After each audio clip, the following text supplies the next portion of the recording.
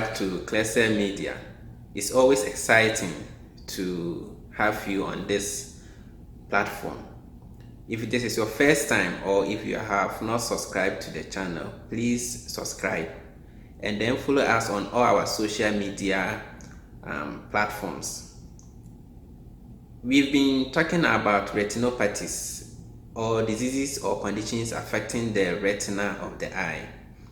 And our last episode, our resource personnel, Dr. Richard, talked about effects of diabetes on the eye in general. He did mention of unstable refractive error as a result of having diabetes, age-related cataracts. You can also even get neovascular glaucoma and a lot.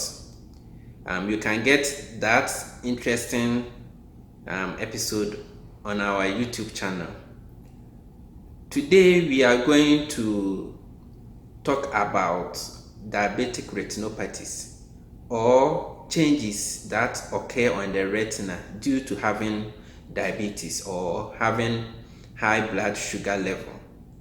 I am Dr. Agyenim-Boateng. Let's look at some of the risk factors of diabetic retinopathy.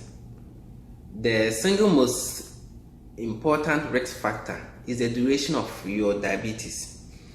Research shows that if one is diagnosed before 30 years, there is about 50% chance of getting diabetic retinopathy after 10 years and nearly 90% by the age of 30. So roughly, if you are diagnosed of diabetes before 30 years, by 60 years, more than or about 90% will have some form of retinopathies. Then poor control of the blood sugar level. If you have poor control of the blood sugar level, you have more tendency of developing retinopathies. It shows that if the HbA1c is reduced by 1%, then your macrovascular complication can be reduced by 1/3. And at the same time, if your HbA1c is increased, then there is more chance to get even proliferative diabetic retinopathies. If you have these conditions, also like hypertension, if you've done cataract surgery, if you are pregnant and you have diabetes, all these conditions increase your chance of getting retinopathies from the diabetes. And then lifestyle, like smoking, also increase your chance. If you are anemic or any conditions that makes you anemic, also increases your chance of getting retinopathy. And then lastly, type 1 diabetes. If you have type 1 diabetes, you are more likely to develop retinopathies or even proliferative retinopathy than type 2 diabetes. And finally, let's look at some of the managements of diabetic retinopathy. The first one is patient education. If you have diabetes, you should know that if you don't control your sugar level very well, then you have a higher risk of getting retinopathies, which may lead to a reduce in vision or at times even irreversible blindness. There are some lifestyles you have to also stop, such as smoking, and then taking very good care of your nutrition. There is a photocoagulation procedure also clinicians can perform if you unfortunately have changes on your retina.